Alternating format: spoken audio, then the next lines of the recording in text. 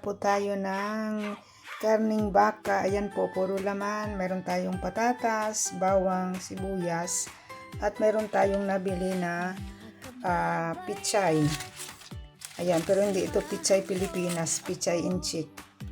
Ayan, kaya samahan nyo ako. Pero bago magluto, shout out muna sa ating mga viewer, yung mga nanonood po ng aking mga lutong bahay.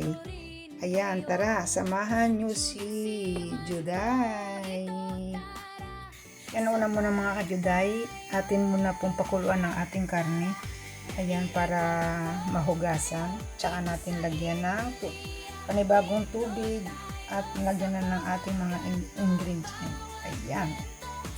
Ayan na mga kajuday, kumulo na po yung ating karne. Ngayon na atin na siyang huhugasan. Yan mga kajuday, nahugasan na natin yung ating karne at natubigan na uli. Ngayon, ilalagay na natin ang bawang, sibuyas, at lalagyan ko na rin po ng pamintang buo. Yan, konting pamintang buo.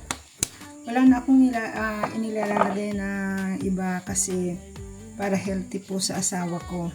Kung makikita nyo din yung karne kong binili, walang mga taba-taba, laman din, laman lang ng baka, para laging healthy po yung kinakain ng aking asawa. Yan, tara, sundan natin ang pagluto ng nilagang baka. Yan mga kajuday, hinulog na natin yung ating patatas. Ayan.